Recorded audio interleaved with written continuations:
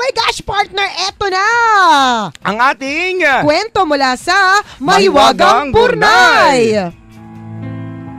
Taas ng energy, no? Tapos bigla bumaba. Para sa Burnay. Emote tayo ngayon. Daldal natin, muntik ko nang hindi mabasa. Oo nga. Matapos matamaan ng malakas na lindol ang isang lungsod malapit sa bundok, mabilis na rumisponde ang mga rescue team para sagipin ang mga taong naninirahan sa lungsod ni pinangyarihan ng malakas na lindol.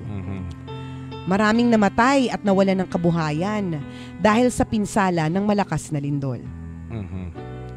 Nang dumating ang rescue team sa lungsod, bumungad sa kanila ang gumuhong bahay ng isang babae. Nadagana ng babae ng malaking pader. Umaasa ang rescue team na buhay pa ang babae. Buong puwersa na tinanggal ng rescue team ang nakadaga na pader, ngunit nang matanggal nila ang malaking bato, ay malamig na ang katawan ng babae. Ulo. Baka naman sa yung paa nasa chiller. Hindi, agad-agad patay. Oo, pwede naman Diba? Malay mo, nagbebenta siya ng ice tubig nung nasa naipit yung ice correct. box. Naipit sa sa ice box yung yung paa niya. Oo nga, masyado naman din makapag-conclude. Assuming agad.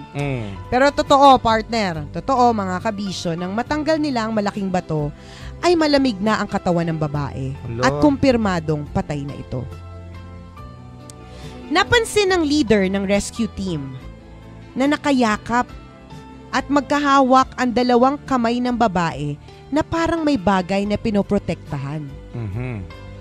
Pansamantalang iniwan muna nila ang bangkay ng babae habang hindi pa dumadating ang sasakyan para sa mga bangkay na nasawi.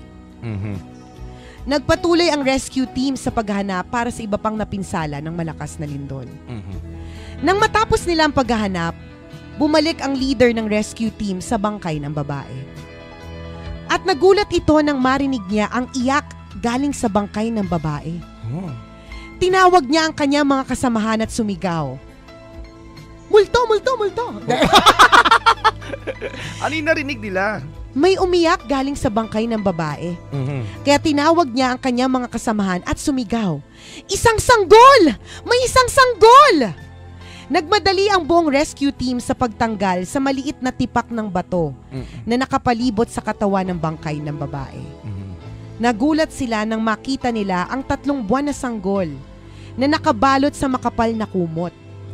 Nang bumagsak ang buong bahay, sinakripisyo ng babae ang kanyang buhay para maprotektahan ang kanyang anak.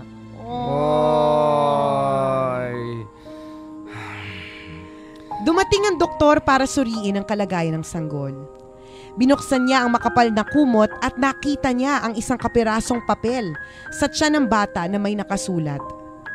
Mahal kong anak, kung nabuhay ka, lagi mong tatandaan, mahal na mahal ka ni Mommy. Naiyak ako, naiyak ako kasi may kliyente. Pero normally, naiyak talaga ako. Naiyak lang ako conscious ako, nakatingin sila. Pero kayo. Talikod ka ng konti, side view ka. Pero, harap ka sa north. Nalito muna, alin ba yung north? Pero nakakaiyak. Ito na naman po yung nakaka-touch. Ito na naman po yung isa na naman pong kwento ng pagpapatunay mula sa ating Mahiwagang Burnay ng pagpapatuloy kung paano po ginagawa ng lahat ng isang magulang para sa kanyang anak. Tapos nagka-boyfriend ka lang, pinagtatanggol yung boyfriend mo.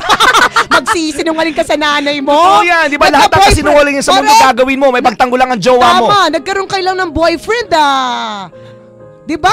Hindi ka na umuwi ng ayos. Correct, nagsisinungaling ka. Corrected by sinasagot mo na yung nanay mo, generation gap ito, mommy, you don't understand. Pagka ganyan, sarap sa paka ng tsinelas ang bunganga. Ako rin. Si tsinelas siya shoes. Rubber shoes para malaki. Pero ito na naman yung isa na namang kwento sa Burnay natin, partner, na nagpapatunay na kapag ka magulang ka na, kahit ikaw yung masaktan, wag lang masaktan yung anak mo. Correct. Diba, ito handang magbuwis ng buhay para sa anak. Ang nanay para lamang sa kaligtasan ng kanyang anak. Totoo yan. Ganon ang kabayanihan at ang tindi ng pagmamahal ng bawat nanay. Hindi mo alam mo, partner. Siyempre, sama na rin natin yung tatay. Oo, ang mga magulang, partner. alam niyo po, you don't realize it, lalong-lalo pa kung nandyan pa yung mga magulang ninyo. Meron akong isang kaibigang partner na ka-PM ko sa Facebook, tapos kinakamusta ko siya. Tapos nalaman ko na yung tatay niya patay na. Tapos sabi ko, I'm so sorry to hear that, ganyan. Tapos yung next niya message sa akin, partner, na hindi ko naman tinatanong, pero sinabi niya lang sa akin. Sabi niya, alam mo, Emmy, yung mga yung mga magulang ko wala na. Kaya iba talaga kapag nandyan pa sila. Totoo. Kaya habang nandyan sila, promise, sabi niya, wag mong pababayaan, wag mong hahayaan, kasi iba pa rin. Kahit minsan nakakainis sila, ang sakit sa ulo, lagi humingi ng pang grocery.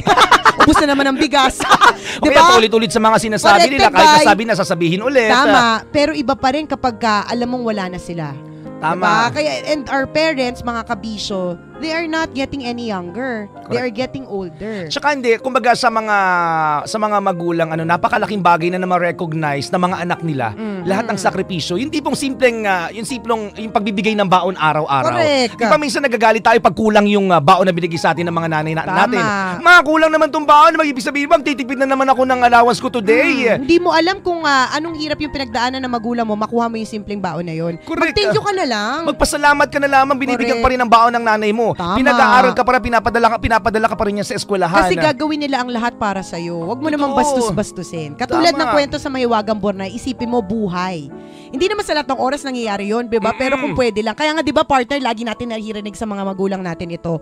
Ako na lang ang magkasakit, wag lang siya. Tama. Diba? Kapag ka nagdadasal ang mga magulang, natatandaan ko yung nanay ko, partner, pag nagdadasal siya noon sa Quiapo kasi may sakit yung aking kapatid. Ang lagi niya talagang prayer, ako na lang, sa akin na lang, wag sa anak. Kasi totoo yun. Ganyan katindi, ganyan kawagas ang pagmamahal ng mga magulang natin. Isa na namang reminder, hindi kailangan Mother's Day, Tama. Father's Day para iparamdam sa kanya ang iyong pagmamahal. So ngayon na. Tama. Kasi Show baka, the love. Kasi baka hindi ka mabigyan ng isa pang pagkakataon. Pero believe naman ako sa nanay dito, partner, sa Mahiwagang Bornay.